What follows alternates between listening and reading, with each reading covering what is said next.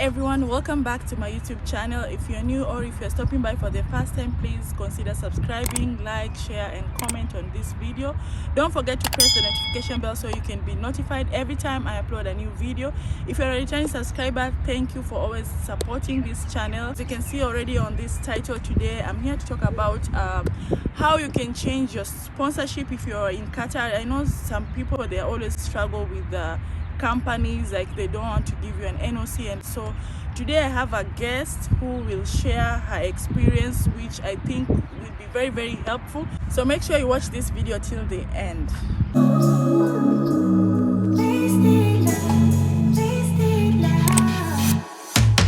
Come on over, let's pick up where we left off. So here with me I have a guest. Her name is Nemo, one of my guests today. Nemo, she will introduce herself.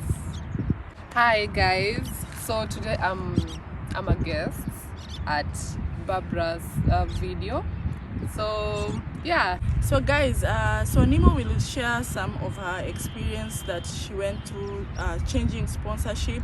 So first thing is she managed to change her sponsorship to a different company, and then again she told me about her experience with her company having a runaway case. So kindly listen to what she's gonna share with us. I'm gonna ask her some questions, but we're just gonna have a conversation. So Nemo, can you at least tell us how long have you been in Qatar? I've been here for around 2 years now. 2 years now? Yes. Where were you working? Like, you don't have to mention the company you're working to, of course, because we have to keep some things private. Yeah.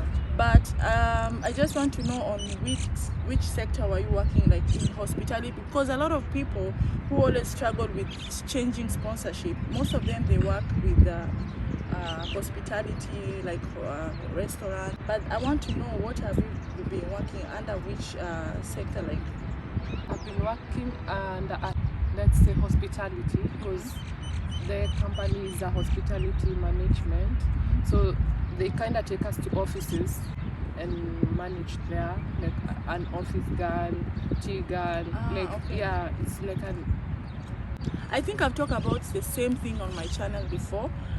When I was talking, I was trying to tell them about different companies, on how you can come to Qatar with different companies and how you can be working with companies.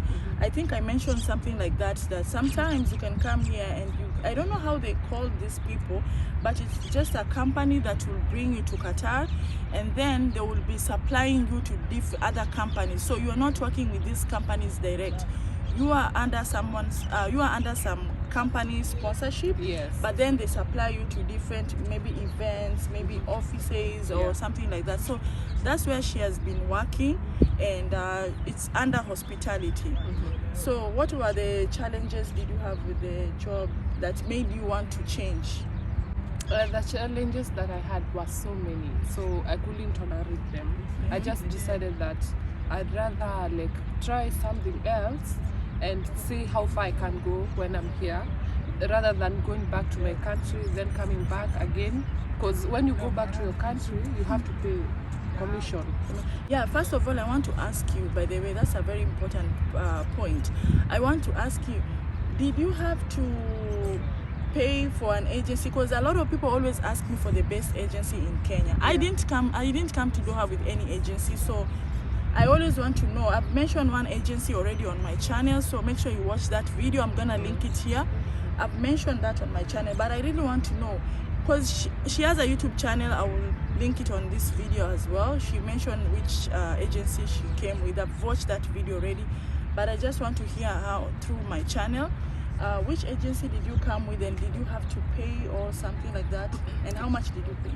Okay, I came with Manpower agency from Kenya. Yeah, from Kenya, and I paid 120k. 120,000. Yeah, Kenya shillings. Roughly, I don't know in dollars, but I'll put it on the screen. Yeah, and I like it's 100. Let's say it's 150, because you had to pay for your medical. There was COVID. Did you have to pay for a flight ticket? Yes. There was also COVID. You had to pay for that COVID test. test. So it's during COVID? Yeah, okay. I came during COVID. And also, yeah, let's say 100 to 200k. Okay, so they told you, I know usually most agencies, they tell you in Kenya that, oh, this money is inclusive of your flight, but we all know that these things, all of them are very free. Yeah, they're free. They are free. So will you recommend this agency to people in Kenya? Because I think that will be a topic another day. She will tell us, but just give us a brief about this agency. Will you recommend it to people? Because I think from the way you are talking, you had struggles from your agency and then your company. So did you have any? I did have some challenge because when I went to that agent, he had assured me the day when the visa will be and how long it will take. So the person or the guy, let's just say the guy, because he was a guy, the agent. Yeah, he told me that I should pay half of the 120,000, and for the medical, I'll be the one who'll be catering for myself. So and also the COVID. So I had to pay him 60,000, and let me tell you, it took me a whole year to come to Qatar, to wait for the visa. A whole year. So I felt like... So it means that he wasn't a genuine... Yeah. He was somebody... He's those kind of agency who are like...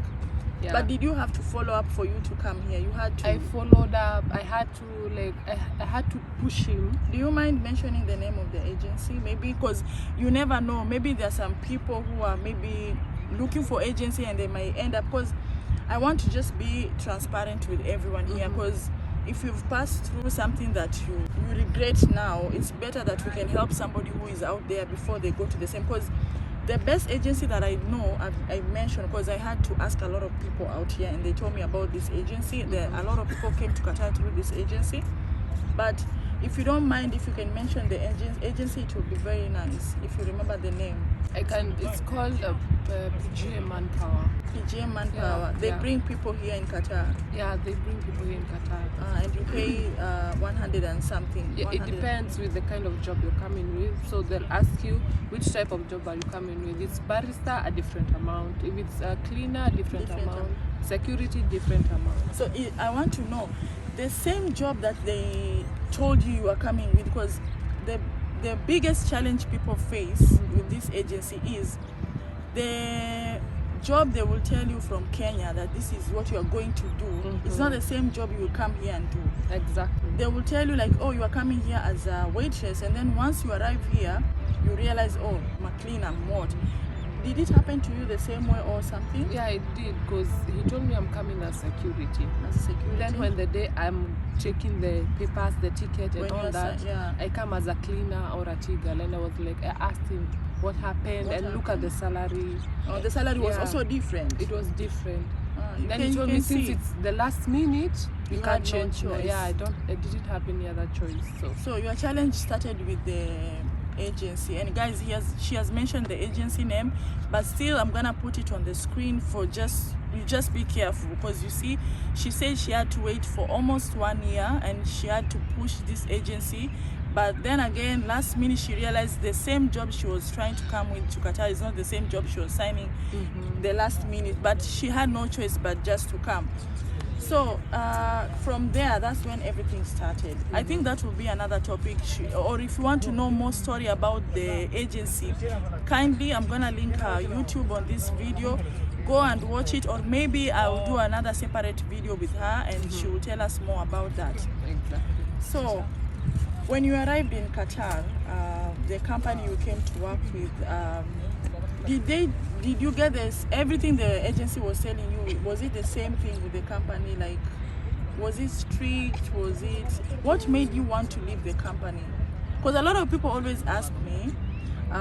For me, I shared my experience here. The reason, first thing, because if you're working in a waitress or whatever, the challenges you face here most of the time is the agency, they lie to you about the salaries and then working hours. It can be so depressing. Yeah, true. So I don't know why did you have this decision of moving from your company?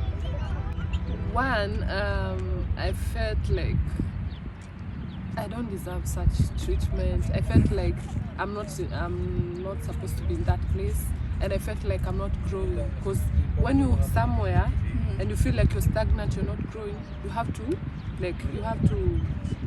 change. Yeah, you have to change. Make a change. Yeah, that's what I always tell people. Even if you come here as a security or as a cleaner, with time, once you get experience in Qatar, you can at least change to something else while you are here. Exactly. Yeah, so that's what made you like want to leave.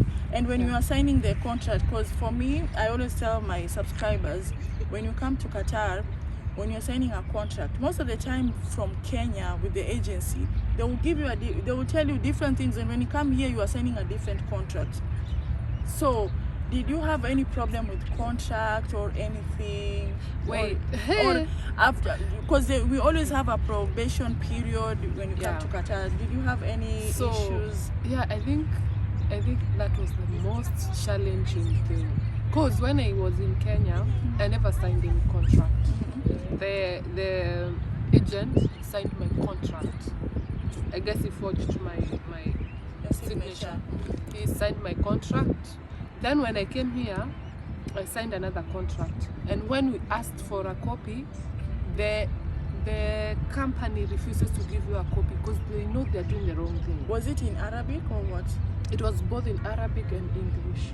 So we can say this company is a supplying company. Yeah, it's a supplying company. They supply people to different company. Guys, watch that video that I talk about supply company. So you signed a different contract, and there was no English version, or it was in Arabic or in English. How was it? It was half English, half Arabic. So if you don't know Arabic, they're gonna give you another. Yeah, guys. So make sure you always check when you're signing a contract.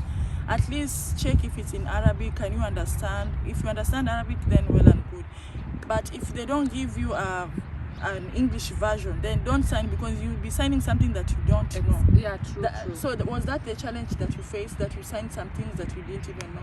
Yeah, and actually, by the way, they limited you, like you couldn't read everything in the contract.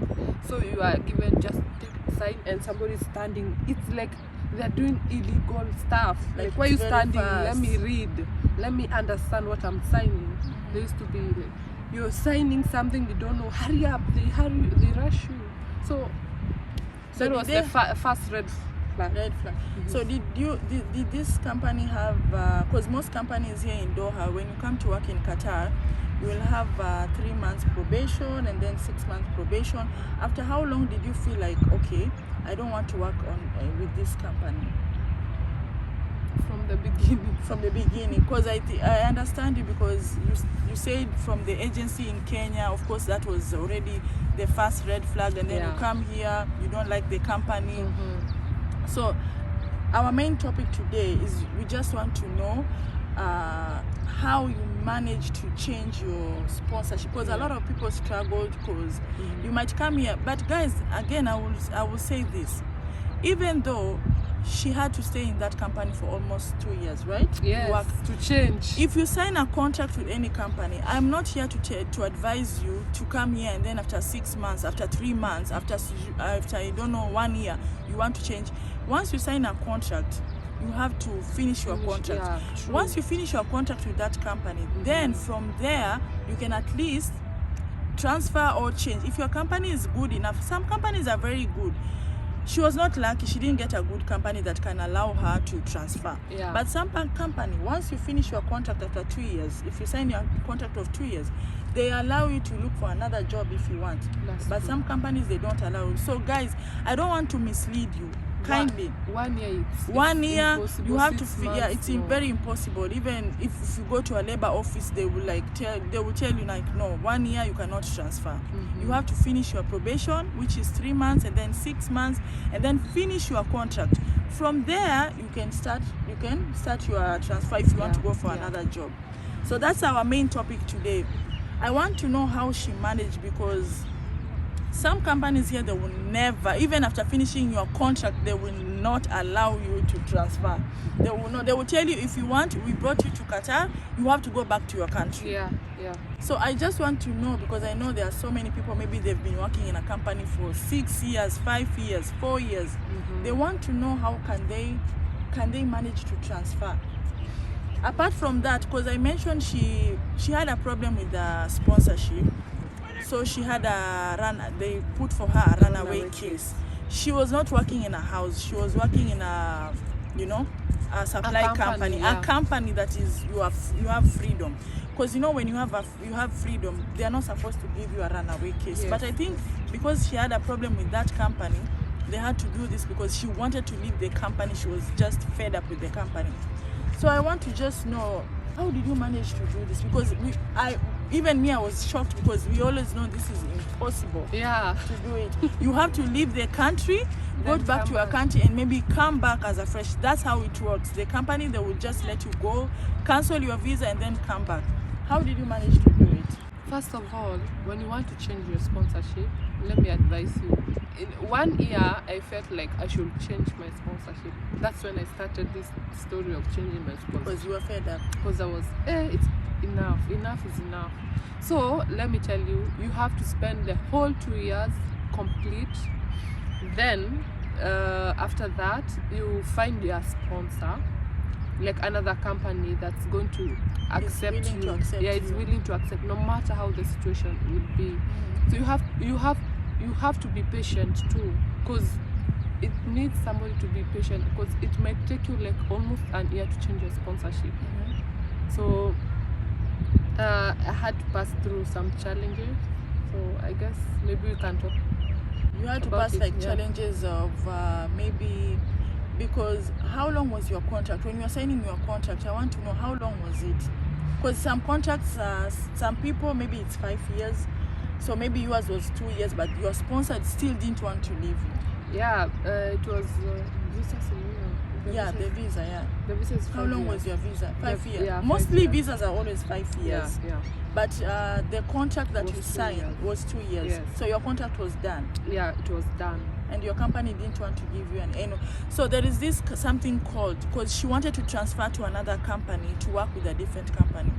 So the issue is in Qatar, if you come to work, maybe for example, you came to work as a waitress in a restaurant.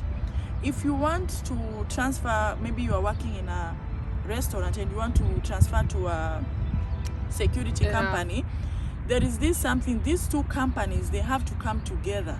And then the company that you're working with, they will give you something called no objection letter. It's called NOC, right? Yes, yeah. They will give you an NOC. So this NOC, it shows that they have no problem of you transferring to a different company. You have finished your contract, and that's why I'm saying, guys, you need to finish your contract if you really want to transfer.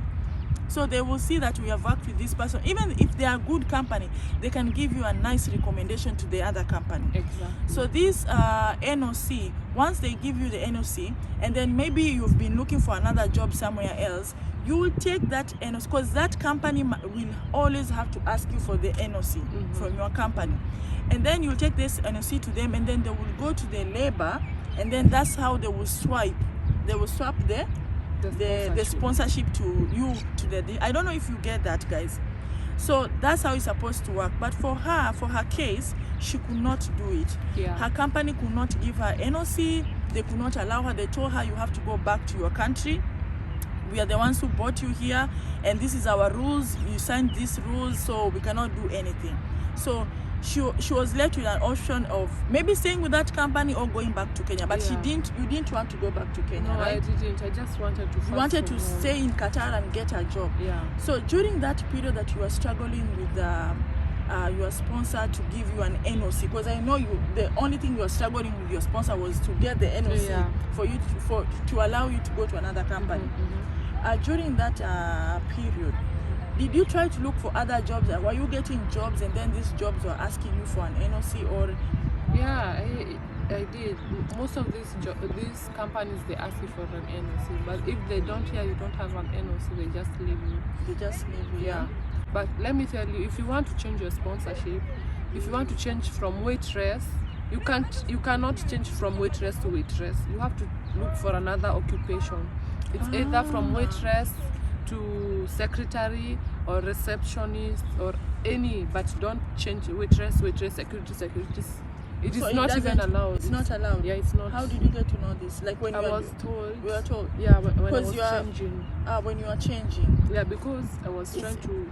First of all, when I went to a company, the first company, they were willing to change me, but I was changing from waitress because this company, it was a hospitality, from waitress to waitress. They told me even if we tried, we cannot.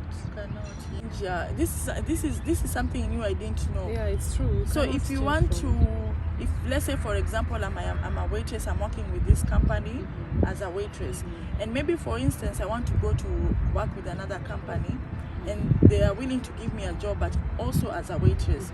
So for me to transfer to this company, it won't be possible. No, I have to be looking for maybe something else like a receptionist or something, and that will be easier. Yeah, the reason behind that, because this other company will feel like you're taking their services to the other company, so they'll feel challenged as if it's confidential. Even in the Qatar Rules, Qatar, yeah.